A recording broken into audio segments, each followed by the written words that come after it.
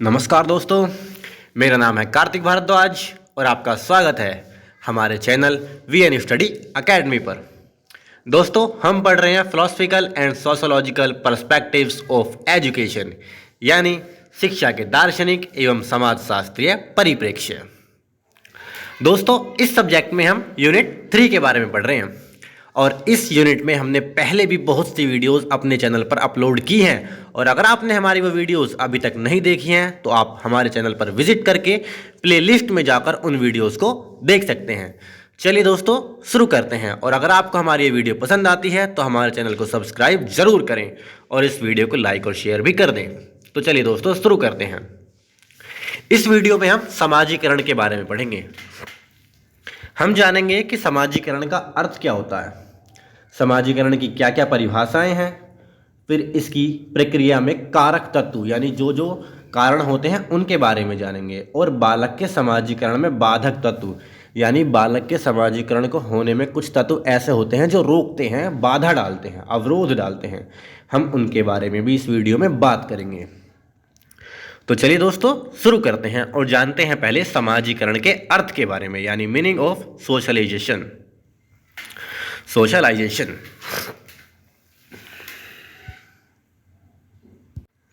देखिए, अरस्तु के अनुसार मनुष्य एक सामाजिक प्राणी है, ठीक है, और समाजीकरण वह प्रक्रिया है जिसके द्वारा व्यक्ति सामाजिक प्राणी बनता है।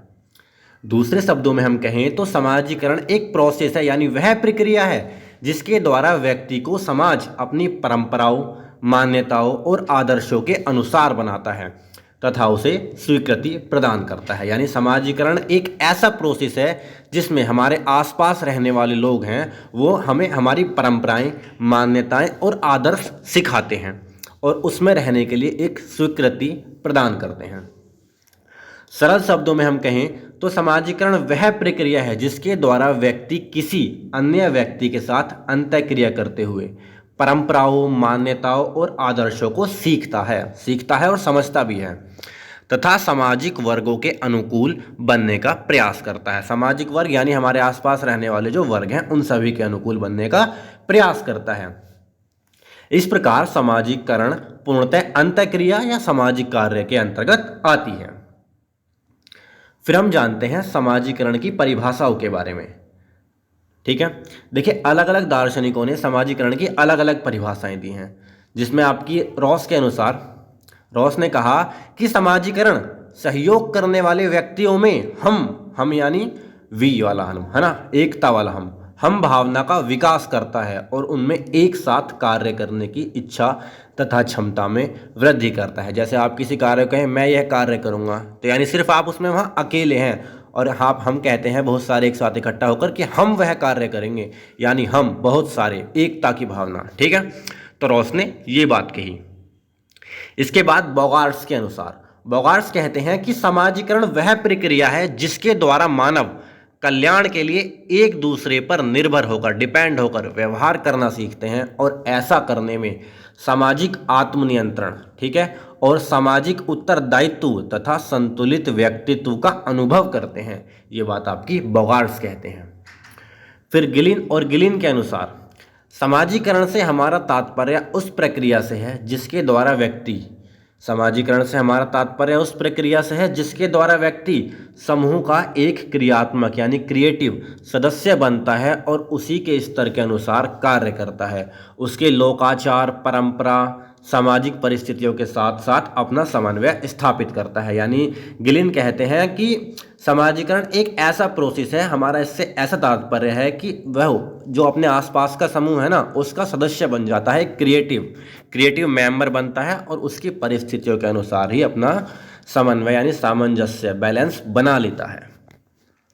अब समाजीकरण की प्रक्रिया के कारक तत्व यानी समाजीकरण करने में जो चीज़ें इंपॉर्टेंट हैं बालक को सामाजिक बनाने में, वो कौन कौन सी हैं। देखिए, समाजीकरण की प्रक्रिया द्वारा बालक को सामाजिक बनाया जाता है, ठीक है। इस प्रक्रिया में विभिन्न कारक शामिल होते हैं जो कि निम्नलिखित हैं। जैसे पहला है पालन पोषण, ये हमने पहले हेडिंग बता दी है, पालन पोषण। दूसरा सहानुभूति, तीसरा सहकारिता, कोऑपरेशन, यानी फोर्थ है आत्मीकरण, अनुकरण, समझना, सिक्स्थ है सामाजिक शिक्षण और सेवेंथ है पुरस्कार एवं दंड। ये वाला लास्ट का जो है बहुत ही इंपॉर्टेंट है ना। चलिए जानते हैं पहले पालन पोषण के बारे में। तो फर्स्ट पॉइंट है पालन पोषण। बालक के समाजीकरण में पालन पोषण का बहुत गहरा प्रभाव है। बचपन से बालक जिस प्रकार के वातावरण में रहता है उसके मन में भी उसी प्रकार की भावनाएं व अनुभूतियां विकसित हो जाती हैं। अर्थात जिस प्रकार माता पिता बालक का पालन पोषण करते हैं उस बालक का आचरण उसी प्रकार होता है। जैसे आपने बहुत से परिवार में देखा होगा कि माता पिता जैसा बालक को सिखाते हैं वो वैसा ही अनुभव करते हैं और वैसा ही आसपास में व्यवहार करते हैं। किसी किसी के पिता का स्वभाव जो हिंसापूर्ण होता है तो बच्चे में भी वो सब देखा जाता है कि बच्चा भी हिंसापूर्ण है, वो भी लड़ाई झगड़े करने में उसकी ज़्यादा रुचियां हैं, पढ़ाई लिखाई में कम आ रही है। तो ये सब पालन पोषण पर डिपेंड करता है। दूसरा पॉइंट है सहानुभूति यानी कोऑपरेशन। देखिए पालन पोषण की भांति समाजीकरण में सहानुभूति का भी गहरा प्रभाव पड़ता है। जिस प्रकार से एक बच्चा अपनी माँ से लाड प्यार पाकर उसके प्रति अपनत्व यानी अपनेपन की भावना दिखाता है, उसी प्रकार समाज के द्वारा जैसी बालक को सहानुभूति दी जाती है उसके मन में समाज के प्रति वैसा ही भाव पैदा होता है। यानी एक छोटा बच्चा है, जैसे मान लीजिए आपके आस पड़ोस में एक छोटा बच्चा है, आपने उससे आज प्यार से बात करी कि ये लो बेटा एक टॉफ़ी, उसने आपने उससे प्यार भरा व्यवहार करा, तो वो समझेगा कि आप उसके अपने हैं और वो आपसे भी प्यार से हंस बोलकर बात करेगा। तो यही है सहानुभूति की भावना, यानी जैसा व्यवहार आप किसी से करेंगे वैसा ही व्यवहार आपको दूसरों से मिलेगा। और बच्चों के साथ भी यही प्रोसेस अप्लाई होता है। तो आपको भी अपने छोटों से प्यार से बात करनी चाहिए। फिर थर्ड पॉइंट है सहकारिता। देखिए व्यक्ति को सामाजिक उसका समाज बनाता है, अर्थात समाज की सहकारिता बालक को सामाजिक बनने में बहुत ही बड़ा स्थान रखती है। जैसे जैसे बालक बड़ा होता है और अन्य व्यक्ति उससे सहयोग व सहायता व सहयोग पाता है तथा वैसे वैसे ही वह समाज के अन्य लोगों को भी सहयोग देना प्रारंभ कर देता है, जिससे उसमें सामाजिक विकास हो जाता है। जैसे आज मान लीजिए आपको आस पड़ोस से किसी चीज़ की ज़रूरत है, आपके बड़ों ने या आस पड़ोसियों ने आपको वो चीज़ प्रोवाइड करा दी, आप कहेंगे भाई ये तो बहुत अच्छे हैं, हमारे समय पर काम आते हैं। अब अगली बार जब वो आपसे कुछ सामान चाहिएंगे या उन्हें ज़रूरत होगी तो वो आपके पास आएंगे और आप उनकी हेल्प कर देंगे। यही प्रोसेस है सहकारिता का, यानी समय पर एक दूसरे के काम आना। ठीक है। फिर फोर्थ पॉइंट आता है आपका आत्मीकरण। फोर्थ पॉइंट है आत्मीकरण। माता पिता परिवार तथा पड़ोस की सहानुभूति द्वारा बालक में आत्मीकरण की भावना का विकास होता है। जो लोग बालक के साथ सहानुभूतिपूर्ण व्यवहार करते हैं उनको बालक अपना समझने लगता है तथा उन्हीं के रहन सहन व भाषा आदि से प्रभावित होता है और उन्हीं की भांति व्यवहार करने लगता है। जैसे आपने अपनी लाइफ में अनुभव किया होगा, जैसा टीचर आपको मिलता है पढ़ाने में, आप उस टीचर का आपके व्यक्तित्व पर, चरित्र पर बहुत गहरा प्रभाव पड़ता है। आप भी चाहते हैं कि आप किसी को अगर वो बात समझाएं ना, आपका हाव भाव, जैसे हाथ हिलाने के प्रोसेस, बोलने की प्रोसेस या डायलॉग्स भी उसकी तरह हों। यही आत्मीकरण है। आप उनसे प्रभावित हुए हैं, उनके रहन सहन से, उनकी लाइफ स्टाइल से प्रभावित हुए हैं और वही अपने आप में आप हावी करना चाहते हैं और दूसरों को भी वही प्रोसेस हावी करने के लिए कहते हैं। तो ये फोर्थ पॉइंट है आपका आत्मीकरण का। फिफ्थ पॉइंट आता है अनुकरण। देखिए अनुकरण समाजीकरण का एक आधारभूत तत्व है, यानी बेस है। ध्यान देने की बात यह है कि बालक में अनुकरण का विकास परिवार तथा पड़ोस में रहते हुए होता है। बालक परिवार तथा पड़ोस के लोगों में जिस प्रकार का व्यवहार देखता है उसी का अनुकरण करने लगता है। यानी एक छोटा बच्चा आपसे, आपके पड़ोसियों से, परिवार से, है ना, जो भी चीज़ सीखेगा उसी चीज़ को अपने अंदर इस्टेब्लिश कर लेगा, उन्हीं मान्यता देने लगेगा कि अपने मन ही मन में कि हाँ ऐसा ही होता है और ऐसा ही वो दूसरों के साथ भी करेगा। यानी जैसा व्यवहार वो पाएगा, जैसा व्यवहार वो देखेगा, वैसा ही वो दूसरों से करेगा, उनका अनुकरण करके। सिक्स्थ पॉइंट आता है सामाजिक शिक्षण। देखिए अनुकरण के अतिरिक्त सामाजिक शिक्षण का भी बालक के समाजीकरण में गहरा प्रभाव पड़ता है। सामाजिक शिक्षण का आरंभ परिवार से होता है, जहाँ पर बालक माता पिता, भाई बहन तथा अन्य सदस्यों से खान पान तथा रहन सहन आदि के बारे में बच्चा शिक्षा ग्रहण करता है। यानी सबसे पहले उसके माता पिता भाई बहन यानी जो परिवार के तत्व होते हैं ना, वही उसको सामाजिक होना सिखाते हैं। जैसे बड़ा भाई आपके साथ अपने कपड़े अपना सामान शेयर करता है, माता पिता आपसे लाड़ प्यार करते हैं, आपको पैसे देते हैं, यानी वो आपको सोशलाइज बना रहे हैं, सामाजिक बना रहे हैं, बांटने की प्रवृत्ति आप में जागृत कर रहे हैं। आपने बहुत बार सुना होगा माता पिता आपसे हर चीज़ बताते हैं जो आपके काम की है, वो आपको कैसे रहना है, कैसे जीना है, आगे आने वाली समस्याओं के बारे में बताते हैं, उनके समाधान के बारे में बताते हैं, और जुड़कर अच्छे से व्यवहार करना भी आपके माता पिता सिखाते हैं। यानी आपके माता पिता आपको सामाजिक करने का एक बेस है और उसी बेस पर पूरा स्ट्रक्चर बनेगा। फिर आगे आता है 7th पॉइंट आपका, पुरस्कार एवं दंड। देखिए, पुरस्कार एवं दंड दोनों ही बालक के समाजीकरण में एक बहुत ही महत्वपूर्ण भूमिका अदा करते हैं। जब बालक समाज के हित में कोई कार्य करता है तो समाज के द्वारा उसकी प्रशंसा की जाती है, तारीफ की जाती है और उसके कार्य के लिए उसे पुरस्कार दिया जाता है। परंतु जब बालक समाज के विरुद्ध जाकर किसी कार्य को अंजाम देता है तो समाज उसके कार्य की आलोचना करता है, निंदा करता है और उसे दंड देता है, जिससे वह ऐसा कार्य फिर से ना करे।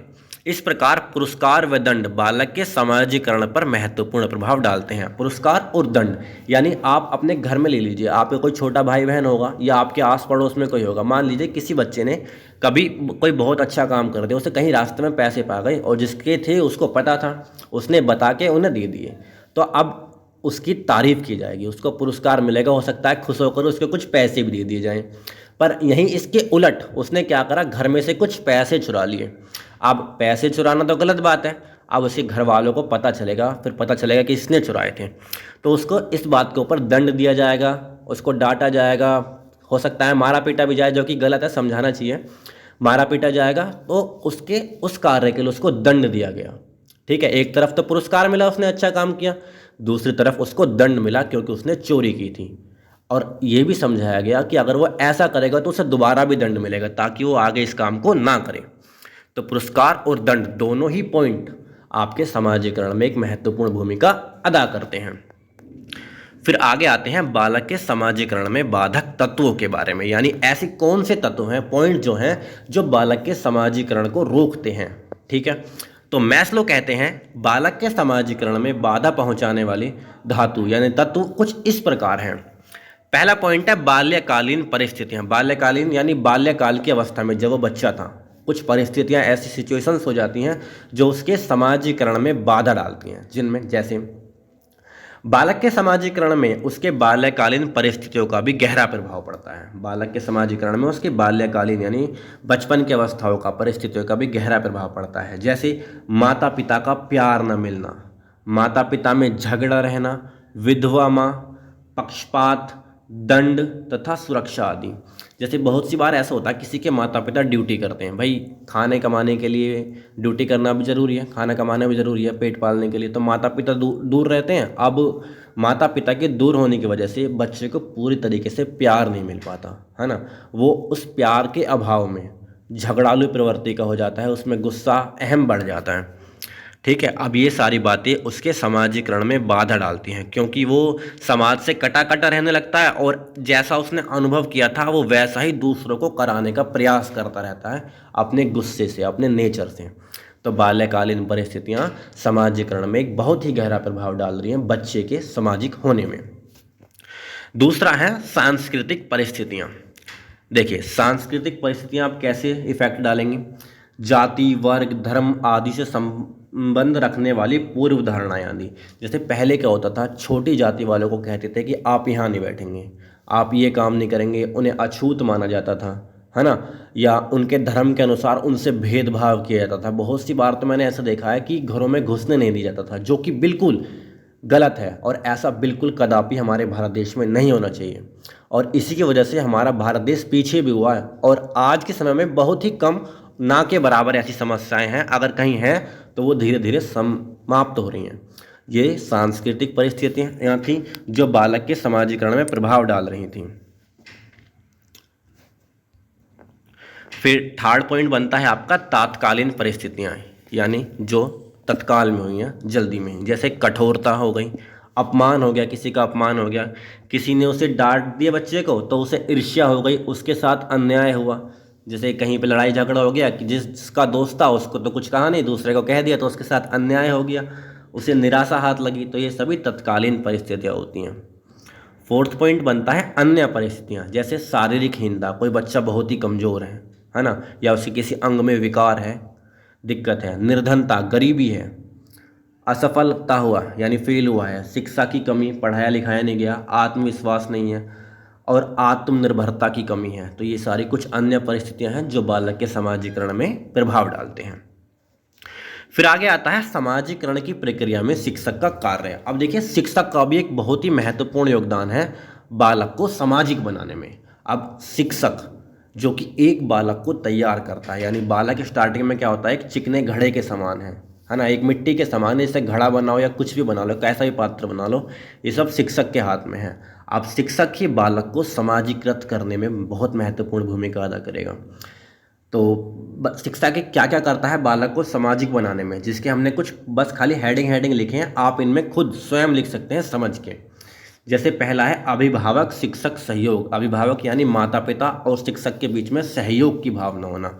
जैसा बच्चा है उसकी क्वालिटीज़ बताना चाहिए एक अभिभावक को शिक्षक को, ताकि और जो उसमें गलतियां हैं उन्हें भी बताना चाहिए शिक्षक को, जिससे शिक्षक उनमें सुधार कर सके। तो अभिभावक और शिक्षक सहयोग से हमारा यही मतलब है कि इन दोनों के बीच में सहयोग हो, सहयोग की भावना से बच्चे में सुधार किया जाए। दूसरा पॉइंट है संस्कृति का ज्ञान देना।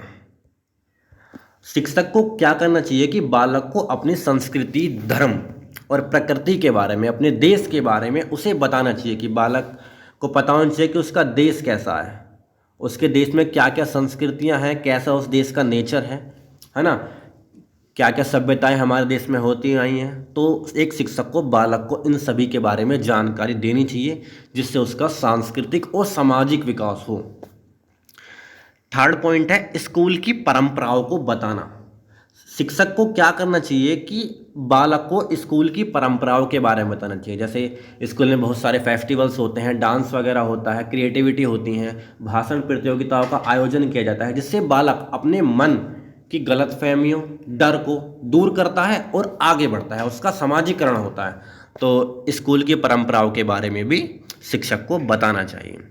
फोर्थ पॉइंट है सामाजिक कार्य को प्रोत्साहित करना। यानी एक शिक्षक को क्या करना चाहिए, बालक को समाजीकरण होने के लिए उसको सामाजिक कार्य करने के लिए कहना चाहिए। जैसे कभी नुक्कड़ नाटकों में उससे कहना चाहिए कि वो भाग ले, सीखे कैसे होते हैं, एक्टिंग के बारे में सीखे, बुक्स वगैरह लिखें, है ना, और एक ग्रुप बना ले, ग्रुप में जहाँ जहाँ उसे बहुत सारी क्रिएटिविटी करने को मिले, समझने को मिले, आस पड़ोस से सीखने को मिले, यानी वो सामूहिक कार्य करे। फिफ्थ पॉइंट है समाज के आदर्शों एवं व्यक्तियों से परिचित कराना। अब शिक्षक को करना चाहिए कि समाज के कौन कौन से आदर्श हैं, यानी कौन कौन से अच्छे लोग थे जो जिन्होंने समाज के बारे में अच्छे कार्य किए, ऐसे कौन कौन से व्यक्ति थे उनके बारे में जानकारी दे। हमारे देश के आदर्शों के बारे में बताए, जैसे बहुत सारे आदर्श हैं, चंद्रशेखर हैं और भी बहुत सारे हैं, महात्मा गांधी, वल्लभ भाई पटेल, इन सब के बारे में बच्चों को बताया जाए। उनके समाजीकरण में इन सब चीज़ों की बहुत सहायता मिलेगी और बच्चा बहुत ही जल्दी सामाजिक हो जाएगा। तो धन्यवाद दोस्तों, इस वीडियो में बस इतना ही। हमने आपको समाजीकरण के बारे में बहुत डिटेल में बताया है।